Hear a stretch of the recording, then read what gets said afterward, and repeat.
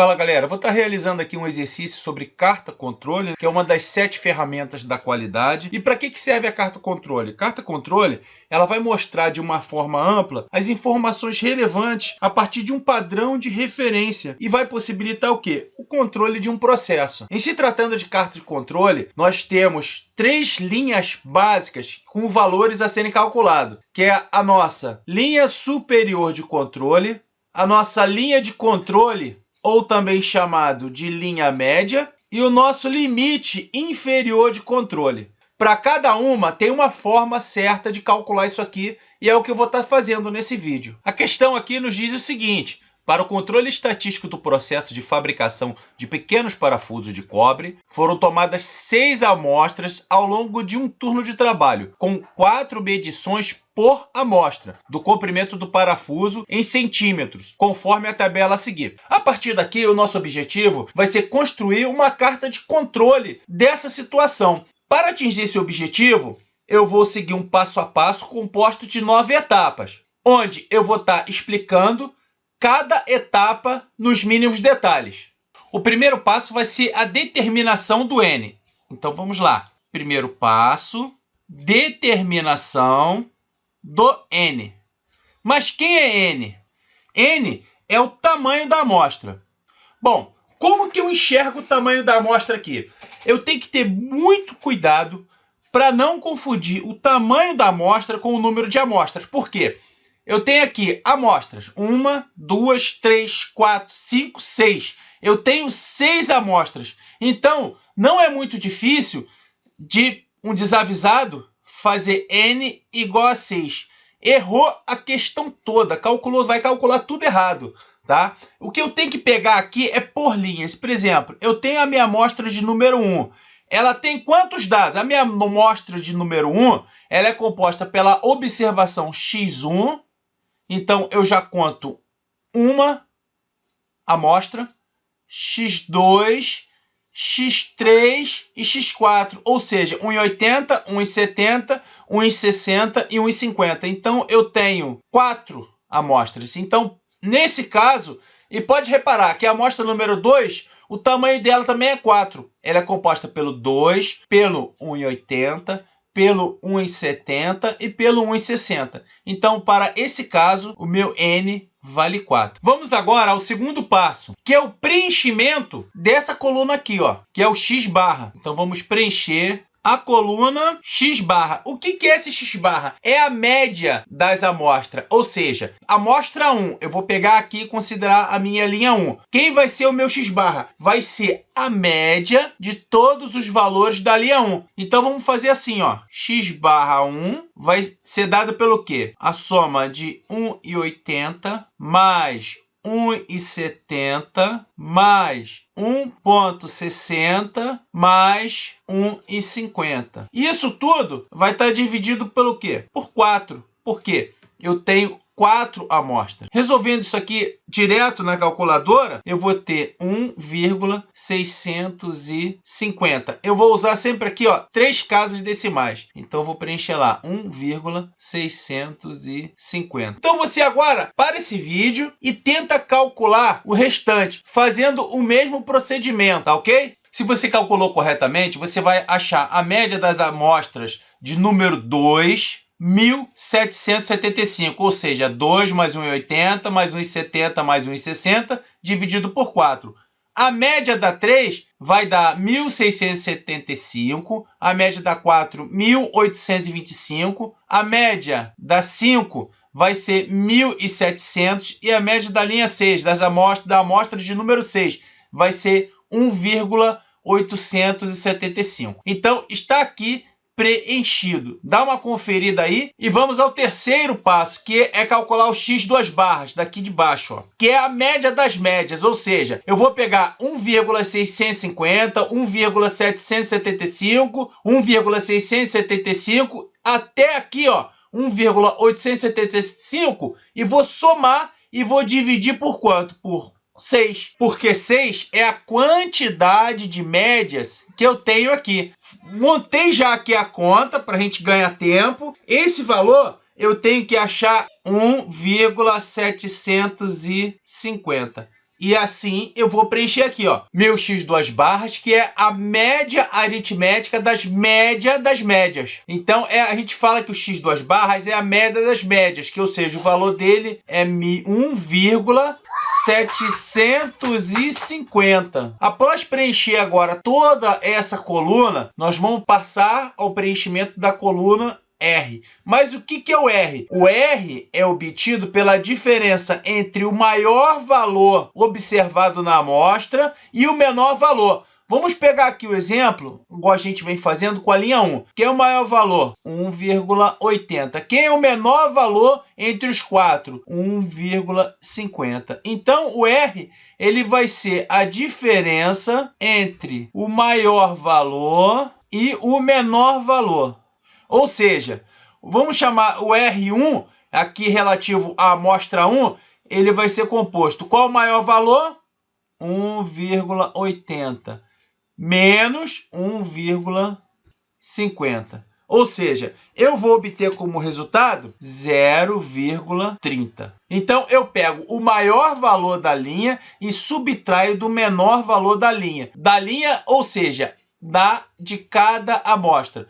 Então, eu vou fazer isso para o R2, para o R3, o R4, o R5, o R6. Eu vou parar o vídeo aqui e vou já chegar com os valores aqui pronto e toda a coluna R preenchida. Prontinho. Aqui já estamos com os valores de R1, R2, R3, R4, 5 e 6 já calculados e com a coluna R preenchida. Vamos para o próximo passo, que vai ser o seguinte: a média de R, ou seja, eu vou pegar 0,30, somar com 0,40, soma com 0,30, soma com 0,60, soma com 0,60 e soma com 0,20 e divido por 6, ou seja, vai ser a média aritmética de todos os R's. Vamos ver como é que isso vai ficar. Já estamos aqui no quinto passo, que vamos calcular a média aritmética de todos os valores de R e com a conta aqui montadinha para a gente ganhar tempo. Fazendo essa média, nós vamos achar como resultado 0,40. Então, eu já sei que a minha média dos meus R's vai ser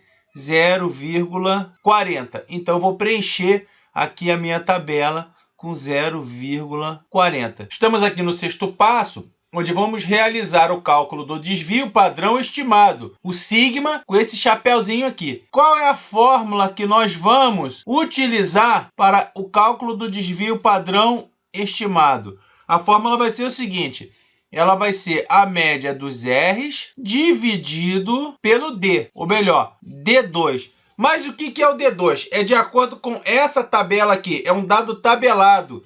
Isso aqui, ó, tem que estar fornecido.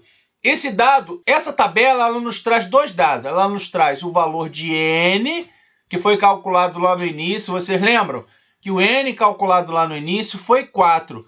De posse do N, a gente vai obter o valor de D2, que é 2,059. Que vai ser usado nesse cálculo aqui do R. Ou melhor, no cálculo do desvio padrão estimado.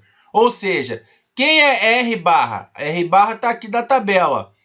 0,40. Que vai ser dividido por 2,059. Retirado aqui dessa tabela. Esse dado dessa tabela tem que vir informado, ok? O resultado que nós vamos obter aqui é 0,1942. Vamos então ao passo 7, que é o cálculo do limite inferior de controle, que é dado pela seguinte fórmula. LIC, que é limite inferior de controle, é igual a x2 barras menos 3 vezes o desvio padrão estimado dividido pela raiz de n. Então, isso aqui fica fácil, ó. Nós temos que o x2 barras é 1,750 menos 3, que vai multiplicar. Quem é o desvio padrão estimado? 0,1942 dividido pela raiz de n, que é 4. Nós determinamos lá no início.